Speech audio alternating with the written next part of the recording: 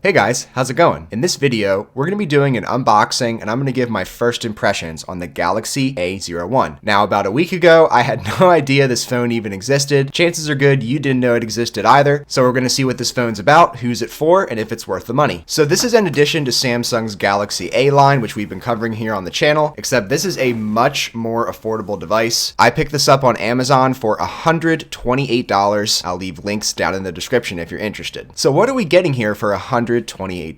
Well, you can see here on the front, we're getting a 5.7-inch display. We're getting a 720p screen on that display. We're getting 2 gigabytes of RAM, have a 3000 milliamp hour battery, and some other specs we'll get into here once we get into the device. But we do have Android 10 on this. We have Samsung One UI 2.0. So hopefully those software enhancements will make this an enjoyable experience. So let's go ahead and check out the A01.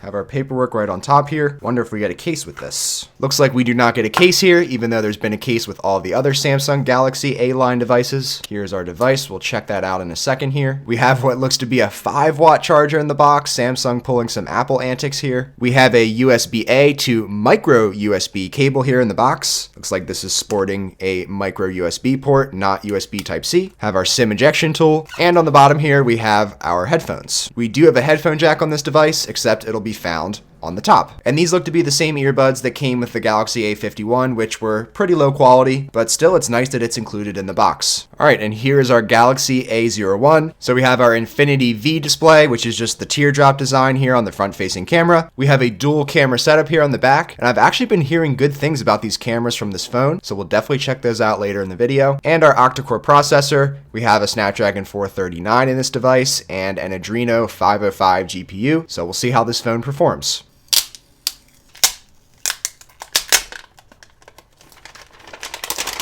So we have a plastic back here. We also have plastic sidings. This is a matte finish on the back here. On the right side here, we have our power button, and we also have a dual SIM setup with a micro SD card slot, which will be very important, which we'll talk about in a minute here. We have a little grill up on the top here. I'm guessing that'll be our earpiece. There's our camera cut out there. Have our headphone jack on the top, and we have our volume rockers on the left side of the device. And on the bottom of the device, we have a little mic here, have our micro USB port, and this looks to be our speaker here on the back of the device opposed to the bottom of the device. Has a nice feel in the hand, but let's go ahead and boot up. So first thing I noticed right off the bat here is that if you're not looking at the screen straight on, you're going to have significant portions of that screen dim out. So I guess if you don't want people to see what you're doing on your phone, I guess that would be a good advantage to that. But definitely not the type of display we're accustomed to seeing and using. Again, we have our 5.7-inch display, a little bit of chin here on the bottom, a little bit of extra bezel on the sides, and the teardrop on the top isn't too intrusive with the screen. Overall, you could definitely get by with this. Now, another very important thing to consider about this device is that it has 16 gigabytes of storage, so a very low amount of storage. So you'll definitely have to pick up a micro SD card. I have the Samsung 128 gigabyte one here. These only cost like 20 bucks. All right, so we're still transferring some data over here to the phone. And on camera here, you can see the device kind of dim out depending on what angle you're looking at it. But when you're looking at the phone straight on, you can see it perfectly fine. It's perfectly bright enough. I have it at max brightness right now. This is definitely bright enough. Can see everything you're doing. You're not going to miss out on any of that. All right, so I've been using the Galaxy A01 here for a couple hours, and I want to give you guys some first impressions I have on this device. So first and foremost, we'll start off with the face unlock. So there is facial recognition on this phone. We'll take a look at that now. So definitely not the fastest we've ever seen, but it does work. Next is just general usage of the phone. So the phone is pretty slow. Of course, we have One UI 2.0 on here, Android 10, the latest software you can get, which is great to see. You have all the same functionalities pretty much as you would on a flagship device, but it's just a lot more slower in whatever it is you are doing. Scrolling through YouTube here, I mean, it looks a little laggy, but I mean, it's fine. It gets the job done. Now, also in my initial testing here, watching YouTube content has been perfectly fine. I'm pleased with it. If you're in the market for a new affordable smartphone from Samsung, the decision has recently become a lot more confusing with the introduction. Okay, and now a quick speaker test for you guys. As we mentioned before, there's just that one speaker there on the bottom corner of the device. Now, one thing you'll notice is that if you have the volume at max, it will clip out, but when you're around that 80 to 90% volume level, it actually sounds fine and there's no clipping or any bit of that distortion.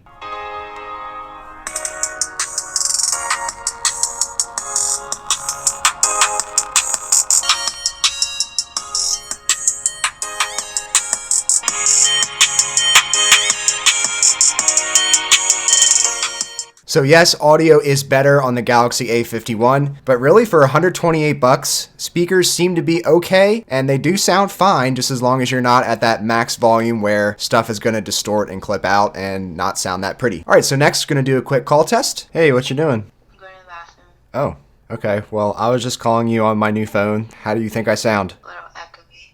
Little echoey? Okay, well, you don't sound too bad. Am I on speaker? You are on speaker. That's why. All right, let me try you on the earpiece. All right, how do I sound now? Crystal clear? Well, yeah, okay, great. You don't sound too bad either. Okay, well, I'll leave you alone now. All right, so call quality is fine on the device. You might just be picking this up as like a backup phone, and knowing that it can at least make good phone calls and text okay, it might be a worthy consideration. All right, next I want to try a little bit of gaming. We do have 2 gigabytes of RAM, so let's see how that performs. All right, so I have Call of Duty Mobile booted up here. We're on the low graphical settings. See how it performs.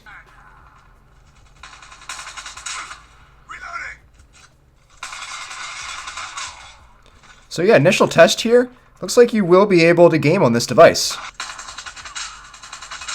So I know this was a small test, but gaming actually seems to be fine here. Cameras. So this camera setup has a 13 megapixel main lens, has a 2 megapixel depth sensor, so it's going to help with focusing on your subject, blurring out things in the background, help with those live focus shots. And in terms of video footage, we can shoot 1080p 30 on this device, which is what I film anyway for all my YouTube videos. We have a pro mode, we can take panorama shots, and we also have that live focus. So let's go ahead and do a couple tests here. First things first here, we'll just take a standard shot. So there's no sort of image stabilization here, so you're gonna have to have a steady hand for a steady shot. All right, now we'll try our live focus here.